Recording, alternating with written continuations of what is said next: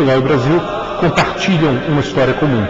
O que os brasileiros não sabem é aquilo que aconteceu, tudo aquilo que aconteceu em Portugal antes de 1500.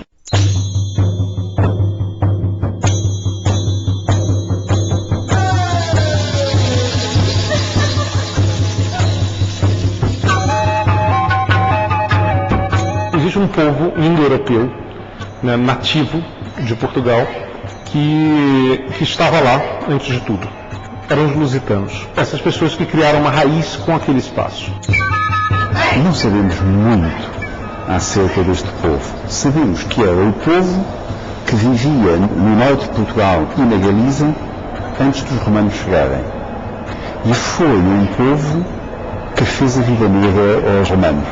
Os romanos demoraram quase 250 anos para fazer o trajeto desde a Catalunha até ao norte de Portugal, onde estes guerreiros estavam. Claro, não demoraram esse tempo lutando com eles, mas na fase final tiveram de travar batalhas durante muitos anos para conseguirem dominar este povo que era particularmente aguerrido.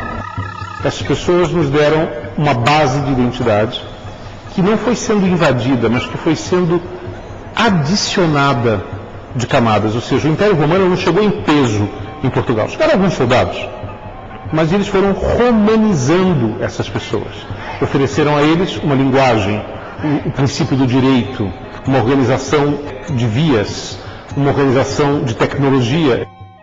Em seguida, a gente entra numa era de vazio da Alta Idade Média, até que há uma chegada de um novo elemento estrangeiro, que também não é uma invasão, mas que é a chegada do comércio através do Mediterrâneo, que é o comércio de coisas que vinham do Oriente, que era uma terra muito mais desenvolvida então.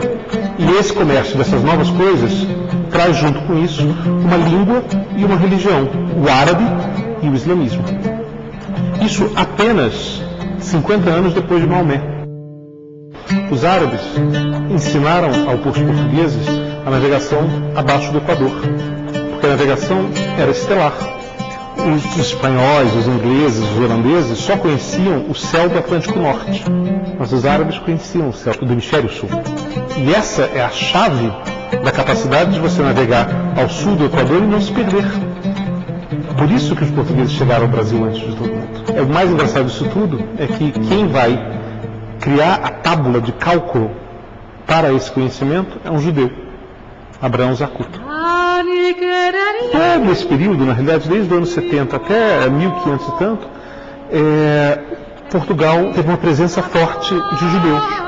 A primeira diáspora da Judéia parte para Portugal e Espanha. Então é o primeiro pouso seguro que eles fazem.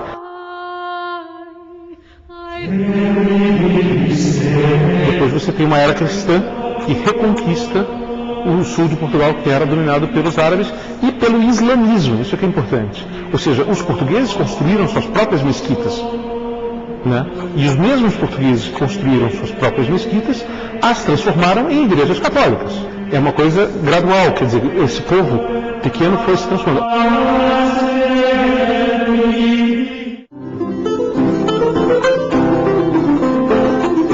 No século XV isto explodiu. Não cabia mais, o território era pequeno demais, a vontade de sair era muito grande. E começou então uma exploração do mar, que deu a volta toda à costa africana, e uma travessia do mar que veio dar, e bem dado, aqui ao Brasil.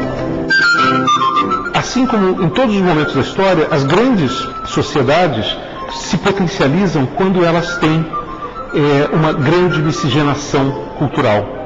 Tudo isso reunido permite que Portugal ofereça ao mundo duas coisinhas que não foram um pouco importantes. Uma delas é o seu mapa global, a ideia esférica da Terra. E, em segundo lugar, o primeiro movimento econômico consistente de globalização e criando um império de relações muito maior até do que o Império Romano, em extensão. A Portugal, que fundou o Brasil, foi essa. Um exemplo interessante de convívio harmônico entre a diversidade. né? Coisa que não era muito comum naquele tempo e que logo em seguida deixou de ser mesmo em Portugal.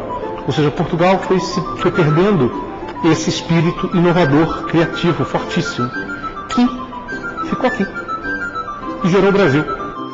A miscigenação não é uma invenção brasileira, é uma invenção portuguesa.